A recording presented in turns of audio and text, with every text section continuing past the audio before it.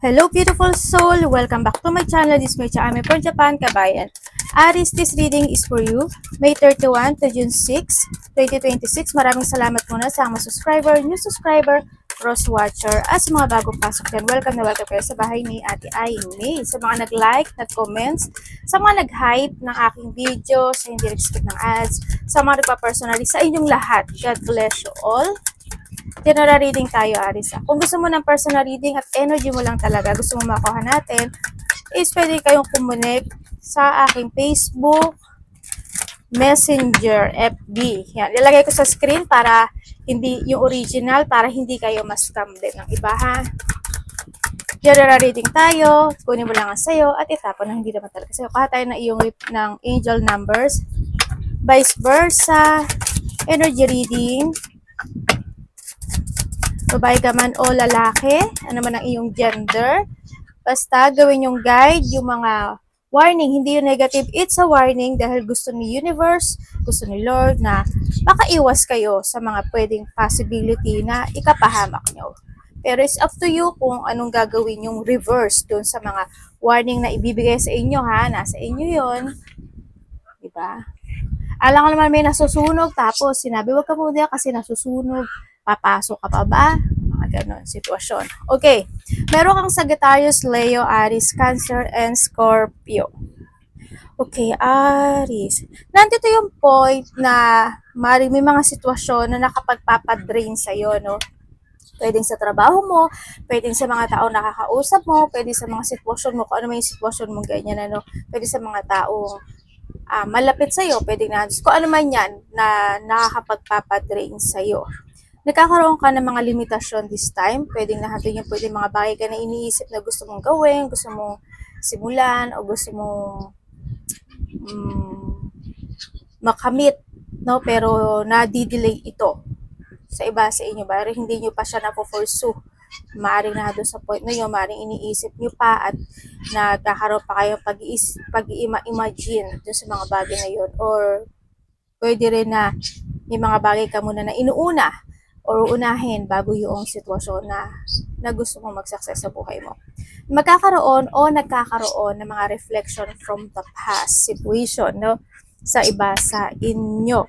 Nandito rin yung point, may mga aso, pusa ba kayo sa iba sa inyo?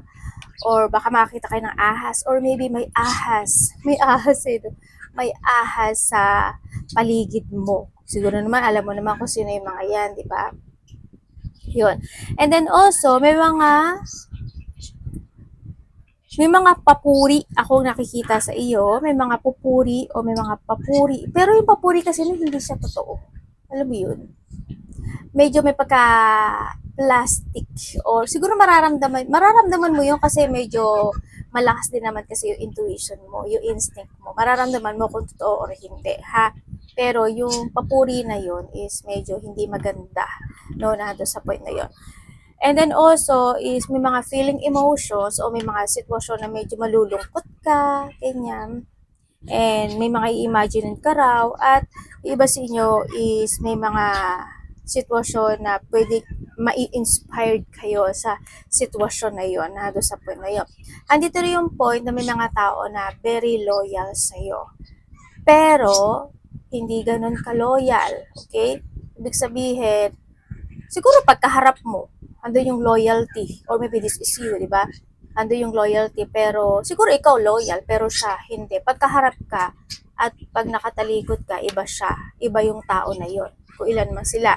Pero dito sa sitwasyon kasi hindi totoo. May pangliling lang, may mangliling lang. Kumbaga, na doon yung point na yun, ano, you have an enemies. Kumbaga, Aris, hindi naman nawala yun sa iyo, no?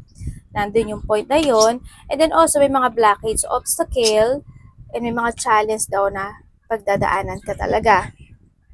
Kumbaga, nandun din yung point na tulad ng sabi ko kanina, you want to structure something into your life pero nagkakaroon ka ng limitasyon doon. Or pwede rin sa iba sa inyo is magkakaroon or nagkaroon or basta mga yung past, present, future tense. May mga ganun pa, no? Yan, i-call nyo na lang yon.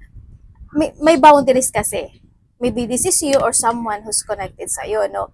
Or or there's a boundaries pagdating sa'yo. Kasi sabi ko nga, tulad na sabi ko kanina, di ba, may limitasyon o magkakaroon ka ng limitasyon to do things. Nando yung point na yun. Di ba, nangati pa ilong ni ate. And then also is, meron cheating. Maraming ibig sabihin ng cheating Pwedeng sa relasyon, pwedeng sa mga nakakausap mo, pwedeng sa trabaho mo, pwedeng sa basta a person who's connected sa'yo. There's a cheating, pwede kaibigan, mga ganyan. There's a cheating situation o may mag-cheat, no? Ako nakikita sa'yo, kaya wag ka lang din magkwento-kwento, no? Hindi naman sila makakatulong sa iyo, iyo. Makakapagpabigat lang din sa sa'yo. So, ganun no? At meron din akong nakikita na may tukso no? Ingat talaga kayo when it comes sa mga tukso, ganyan. Akong nakikita sa iyo. And dito siguro sa iba sa inyo is merong sitwasyon, either ito is iniisip kasi na iba, no? Sa iba dito iniisip nyo to na gusto mo na mag-umpisa at gusto mo na matapos yung isang sitwasyon sa buhay mo para na doon sa point na you want freedom. Kumbaga na doon sa point na yun, nandun yung point na may mga bagay na gusto mo i-transform o kaya sa iba is may mga transformation mangyari or transition, mga ganun. There's a movement or may mga imumove ka, maybe may mga changes ka na iniisip or sa iba sa inyo is may mga umpisahan ka na to change, pwedeng na to sa point na yun. Basta sa iba sa inyo may delay, madi-delay, i-delay o ipagpapaliban ng mga ganyan sitwasyon. Kung anong aspeto ng buhay mo yan.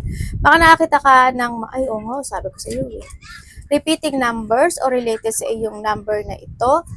Pag nakakita kayo ng mga angel number, ibig sabihin, your angel is trying to connect sa'yo kasi mayroon siyang mensahe na gustong ipahati sa'yo. We have the 77, no? 7 is, divine number. Ibig sabihin, you are very guided, no? Ng universe. Oy, wait, good fortune ka. Use your willpower, meron kang drama alert, change, sa iba sa inyo, this is change of perspective or magkakaroon ka na ngayon na magbabago when it comes sa mga pananaw sa kinabukasan mo. Also, there's a luck, prosperity, success, achievement, sa iba sa inyo. And then also, gamitin mo daw yung wisdom mo or sa iba sa inyo, change of perspective or pananaw sa kinabukasan or enlightenment ito sa iba. Sa iba naman sa inyo, may mga major change happen into your life. And wag mo daw kakalimutan na magkaroon ka ng self-awareness, no, sa sarili mo. Or tulad ng sabi ko kanina, kasi may mga cheating, mapi-feeling drain ka, mga ganyan. Sa mga kausap mo din o sa mga action, movement, decision making or pursuing mo mag-ingat ka na lang din, no, para hindi maging kalabasan talaga noon is yung sinabi ko kanina. Congrats kasi meron kang good fortune is coming, pero meron ka daw i-let go or something need to let go sa iba sa inyo. 7 also is divine number. We have the 4. Uy, no. Starting a new beginning. Alam mo, may mag-i-start sa'yo. Starting a growth or may mga creativity ka na gagawin this time. Either may mga bagong project, bagong action, new beginning, o may magtatapos, mga ganyan. O may mga iniisip ka na gusto mong actionan. May mga i-structure ka kasi, sa iba sa inyo parang rebuilding or restructure to sa iba sa inyo. Also, pero ka 1818, also the beginning. The 8 kasi is you.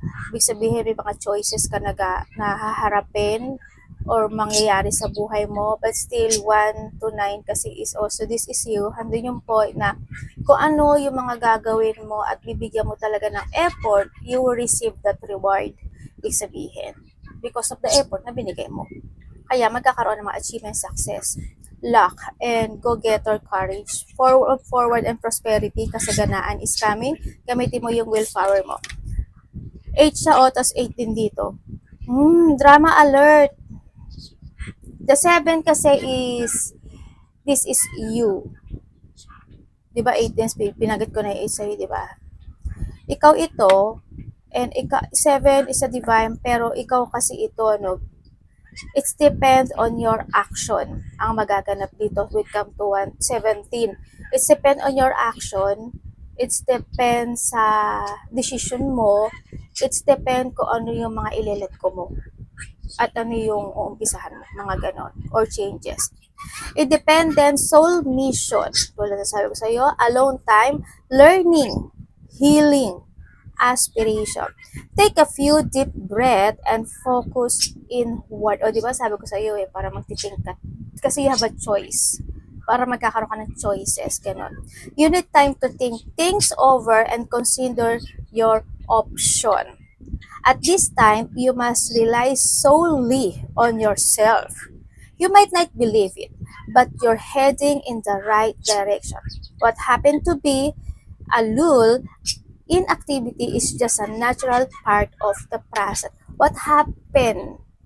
Whatever happened sa sitwasyon mo ngayon o sa mga darating tong linggo na to o sa buwan man yan, trust to the process kasi it means kailangan mo siyang pagdaanan. Kasi mayroon kang kailangang matutunan. Nandun yung point na yun. Pero, depende lang sa'yo kung matututo ka talaga. Paano kung hindi ka natuto at same pattern at sa mga next na araw, buwan, linggo, same pattern ka? It's your choice. Kaya nga sabi ko sa'yo, di ba? It's your choice. Hindi mo makukuha si will. Pag ginamit mo si willpower mo, makukuha mo si good fortune. But still, you have a good fortune coming. Basta maging ano ka lang din, maging maingat ka lang din. You need to choose, kumbaga, choose very carefully lang din, no? Kumbaga, be patient to make a choices. Andun yung point na mag-trust ka sa intuition mo to make a decisions right. Magpabigla-bigla. Energy. Pag-isipan mo talagang maigi. Kung ano yung mga yung hindi na nakakagood para sa iyo, mag-escape ka na doon, mga ganun. Your energy, Aries. Related ka kay Leo?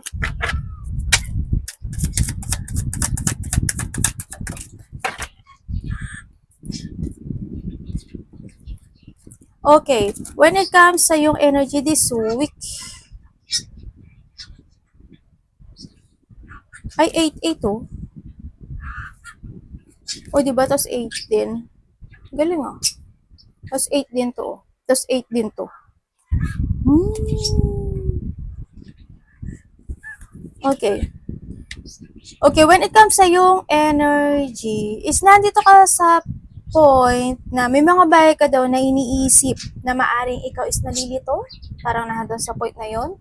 Or pwede rin naman na may mga nakakausap ka, medyo hindi mo sila maintindihan, or nalilito ka, or hindi kayo magkaintindihan. Pwedeng nandun sa point. Or pwede rin hindi mo iniintindi, pwedeng nandun sa point na yun. Energy mo rin, ang nakikita ko sa'yo dito is parang may hinihintay yung iba. Parang you're waiting for something. Yung iba naman, may mga iniisip kayo na gusto mong sabihin, gusto mong aksyonan, gusto mong i-move, gusto mong desisyonan, gusto mong basta mga ganun, you want to be stable, parang nandun sa point na yun, no? Yun ang mga nakikita ko sa iyo. Energy. Handun din yung point ng iba sa inyo when it comes to your energy is may mga bagay o sitwasyon doon na makakaramdam ka ng frustration. Mapofocus ka daw sa painful ng sitwasyon. Hindi ko alam in what way, kung paano, at ano, at sino, at kung saan. Pero may ganun sitwasyon.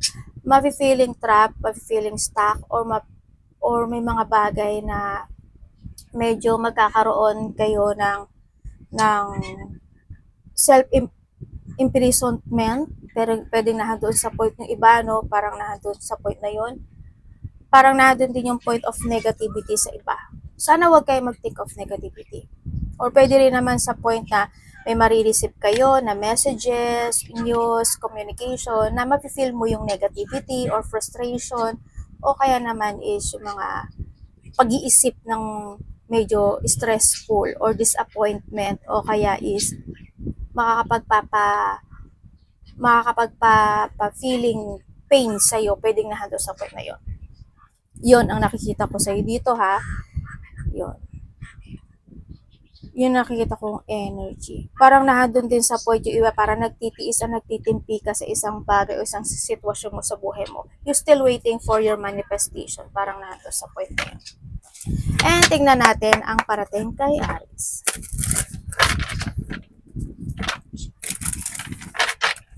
Parating kay Aries.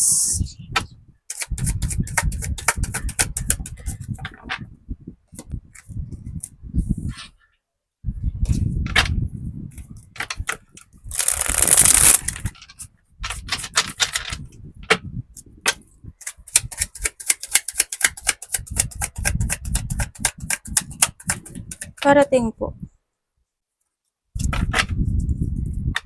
Ay, sorry.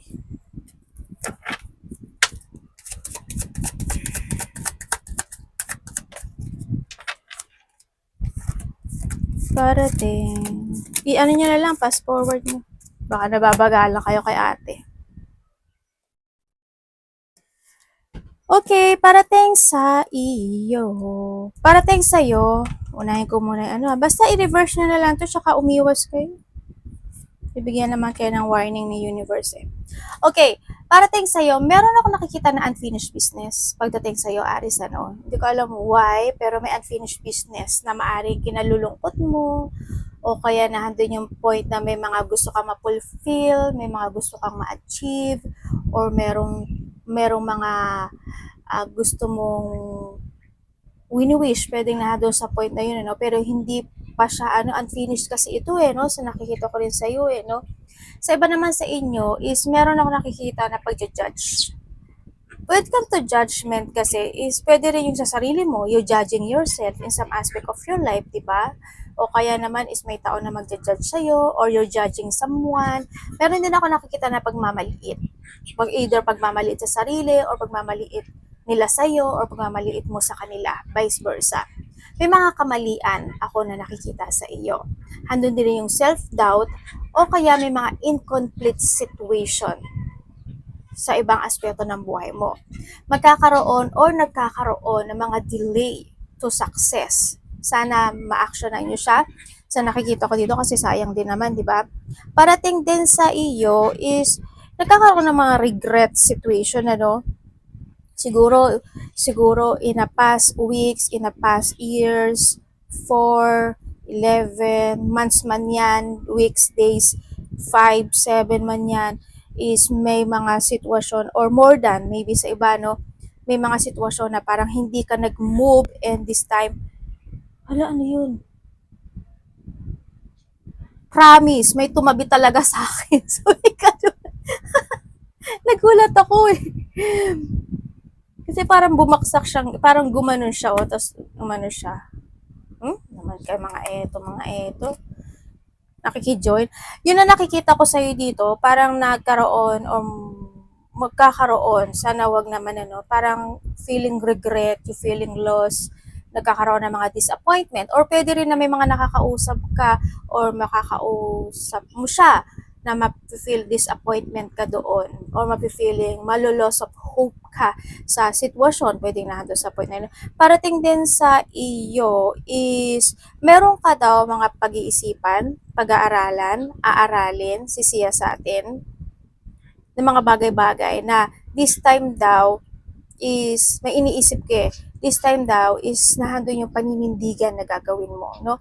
Yung iba sa inyo parang merong nagtitink advantage ka sa isang sitwasyon mo sa buhay mo na parang sana noon ko pa to ginawa, sana inumpisahan ko na, and baka this time, ang nakita ko dito is you starting, parang nag-iisip ka to step up dun sa bagay o sa sitwasyon na yon.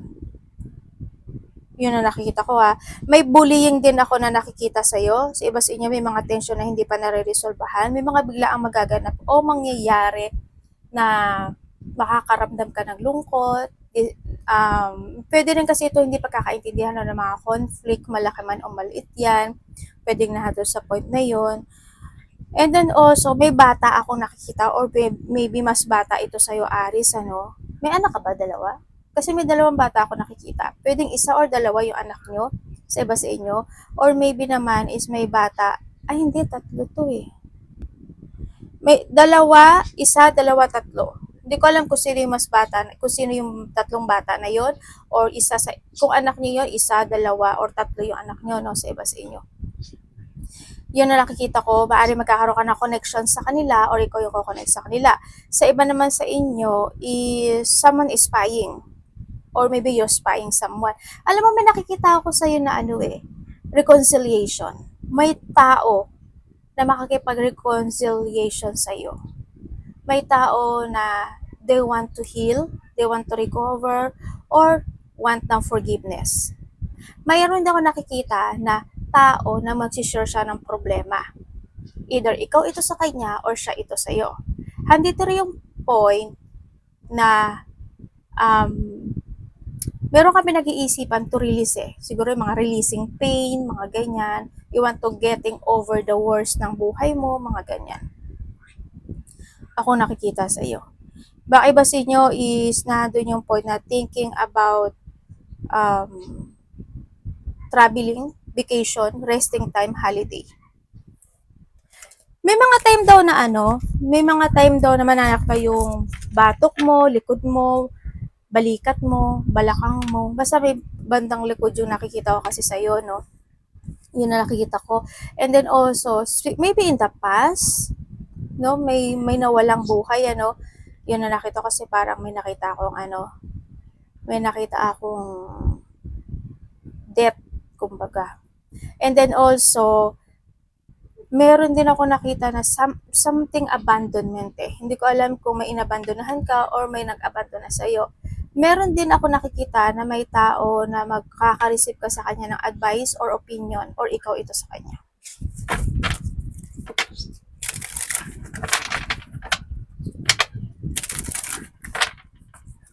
May sakit ka ba?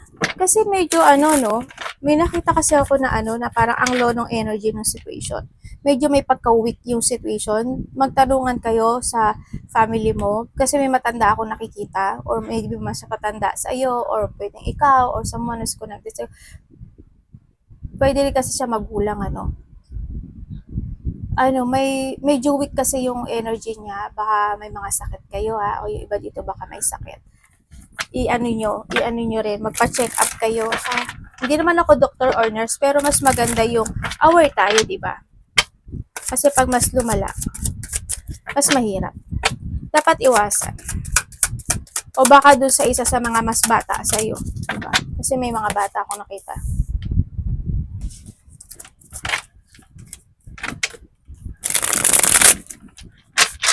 Yung pala yung mga bata, puro well, hindi naman ako nagja-judge. Ate ko, tayo judgment. Hindi, na may pumasok lang sa isip ko. Di ba yung mga bata? Yung pala, puro panganay Naloko na. Tingnan natin. Wag naman sana. Uy, Wheel of Fortune, O, di ba?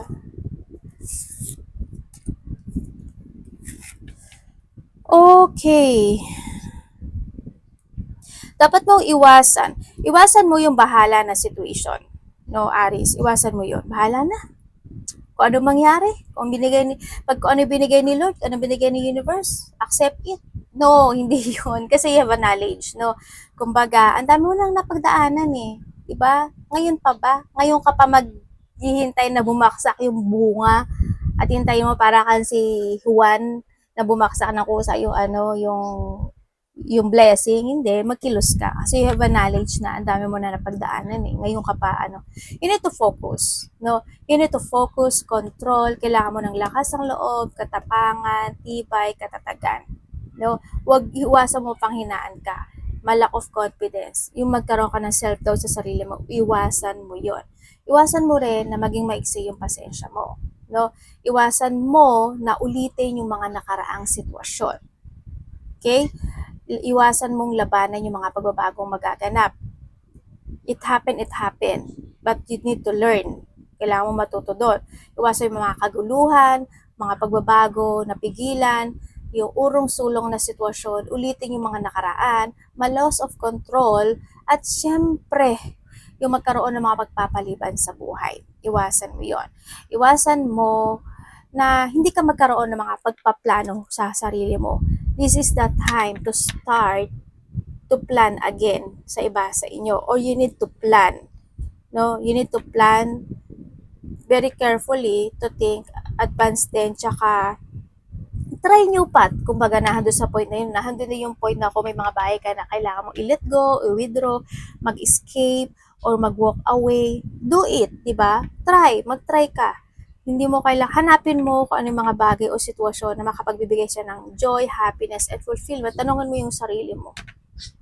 Mga ganun. Kaya may mga bagay kasi na kailangan mo na ring harapin eh. May mga bagay kasi na kailangan mo ng desisyonan. May mga bagay na you need to use your mind and intellect. I-force mo, mag-force ka. No, this is time to start a new beginning, at kung may mga bagay ka talaga na kailangan i-let go, let go. Diba? I-change. Nandun sa point na yun, kaysa magkaroon ka ng mga blockage. And you need to speak out din, sa iba sa inyo. And may mga time din daw na kailangan nyo rin daw na mag-say no kung kinakailangan. Mga ganon. May taong nag-i-ignore sa'yo? Or someone ignoring, ini-ignore ka ba? O may nag-i-ignore sa'yo? Meron din ako nakikita na may nagba-blockage. Hindi ko alam kung binablock ka ba niya, o may block ka ba, o may taong nag-block ba sa'yo. Mga ganun. Love. Kapatid, anak, magulang, karelasyon, kaibigan, pamilya. Mag-ingat ka na lang sa mga taong kausap mo.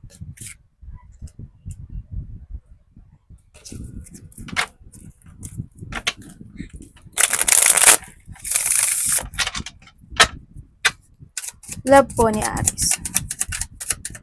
Vice versa tayo, ha?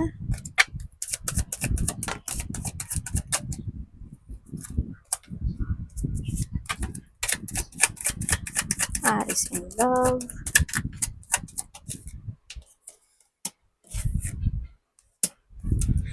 Aba?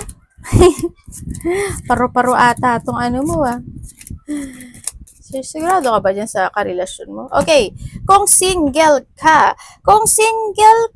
ang nakikita ko sa'yo, there's an opening. Itong tao na to, mararamdaman mo na you feel okay, a person who care, gentle, pero minsan may mga time siya na na hindi niya pinag-iisipan yung sasabihin niya. Siguro minsan medyo makakaramdam ka sa kanya ng lungkot, makakaramdam ka sa kanya ng basta may mararamdaman kasi niya na hindi mo magugustuhan sa mga single dyan. Pero ingat ka na lang dito sa tao na ito, kasi ang nakikita ko dito sa sitwasyon na to, may tension kasi siya na hindi tapos. Or maybe this is you. Yun na nakikita ko. Pwede rin kasi na meron siyang gusot na in the past na hindi clear. Pwedeng gawin niya rin yun sa iyo no? Parang may pag-iwan sa ere, baka iwanan ka rin niya sa ere at the end, di ba? Ingat pa rin kayo, syempre, lahat naman ng love life may pagsubok, di ba? Pero huwag kang masyadong basta slowly but surely. Kung kayo is nagkahiwalay nitong taon, yes, nagkaroon kasi hando yung pagsisinungaling. No, pwedeng kinontrol ka nitong taon na to, or maybe hando talaga yung sinungaling lang talaga siya. Pwede rin sa point na may mga sinasabi siya or sinabi siya na hindi naman niya talaga tinupad, di ba? Andun din yung third party relationship. Sa nakita ko dito, dumating na lang yung point na nagkaroon ng mga rejection, naging cold itong taon na to, hanggang nagkaroon ka ng kalungkutan, bigla ang iniwan ka lang din niya siguro sa ere, tapos yung iba sa inyo siguro hindi talaga kayo nagkaintindihan, nagkaroon ng abandonment, rejection, situation. Pero alam mo, kung nagkahiwalay kayo talaga, kung yung mga nagkahiwalay dyan, nagkaroon kasi ng pagsisisi. Nahandon yung point na nakakaramdam siya ng pagsisisi itong taon to, or maybe this is yun, no?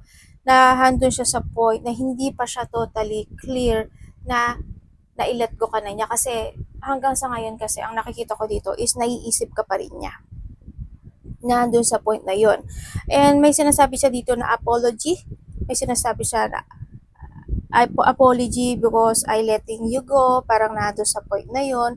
May mga sinabi siya na masasakit na salita or hindi nagustuhan mo yung salita or mga decision niya yon. Parang nagkakaroon siya ng apology and they thinking of you, no, sa nakikita ko dito. And then, kung kayo naman is may third party relationship, kitang-kita naman din na meron naman talaga, ano, sa nakikita ko dito.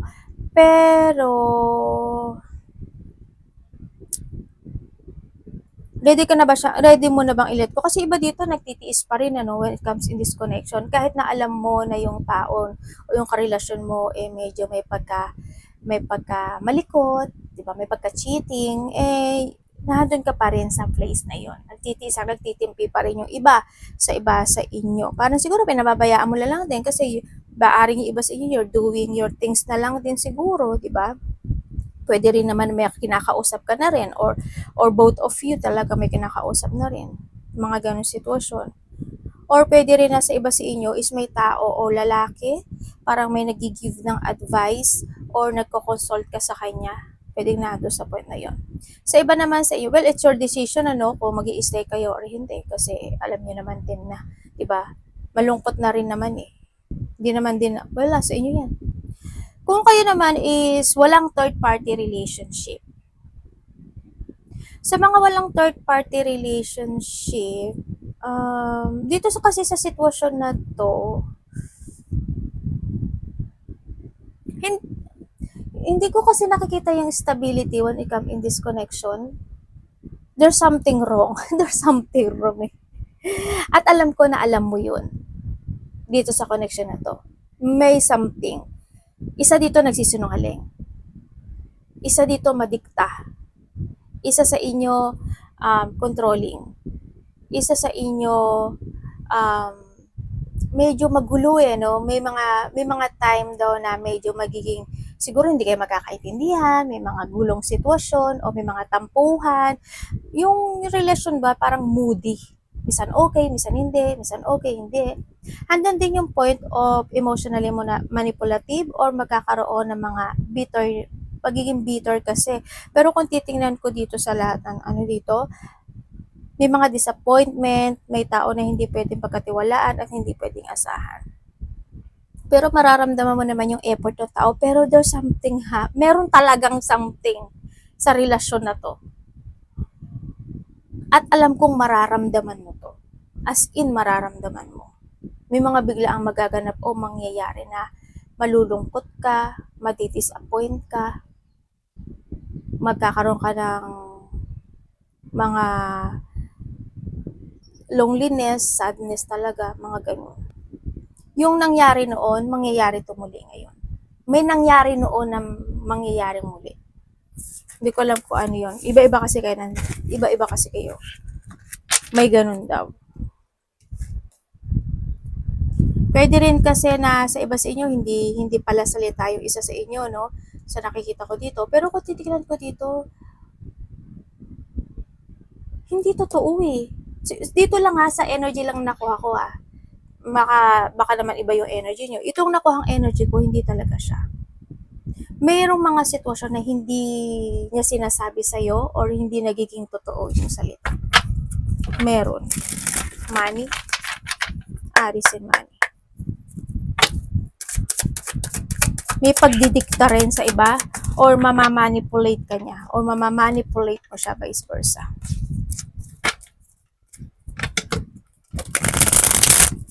Sana dito sa sitwasyon when it comes to a relationship, may third party man or wala, may mga time daw na either tatakutin ka niya, matatakot ka, or parang may mga ganon, or kakabahan, parang ganon. Sana walang mangyari mga violent situation, ano, pagdating dito sa relationship, ano. Alam mo, pag ganon na ang nangyari, ibig sabihin, wala na yung respeto, no? You need to let go na lang. Kasi love is respect. Wow, panalo. At anong alam mo sa love? Wala. Sabay ka. Basta yun lang alam ko. Love is respect. Your money. Ay, ano ba yan? Pinupo ako ng anak ko Teka lang.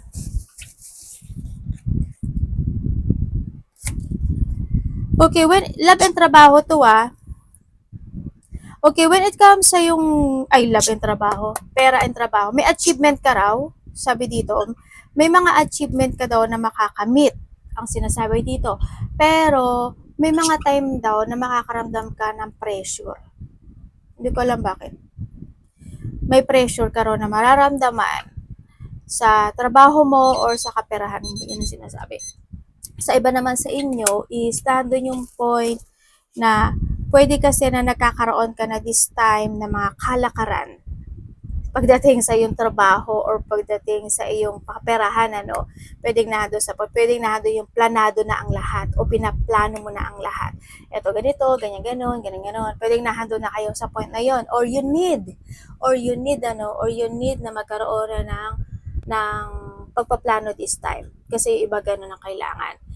No, kung magkaroon kayo ng mga bawal na ganito, bawal na ganon, mga ganon. Pwedeng iba sa inyo ginagawa nyo na yun, ano, or make a plan sa iba.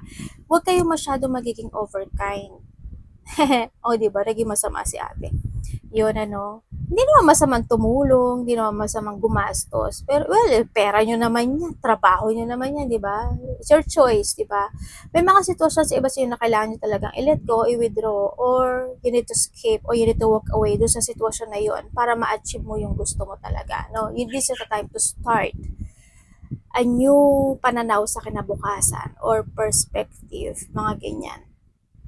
May mga bagay ka na kailangan baguhin. But still, nahandoy nyo may mga new project, achievement, good news, fulfillment, or you need to start a new beginning into your life sa iba sa inyo. Iba sa inyo may good news naman na darating sa iyo. Yun na lang. Siguro, ang iba dito, after 1 to 2 months, weeks, months man yan, or days, sa iba, there's a good news happen. Or pwede rin na magkakaroon na ng don pag-umpisa ng magandang resulta pagdating sa trabaho at sa kaperahan ng iba sa inyo. Sa iba sa inyo, make a plan ha. Arigato namaste, God bless.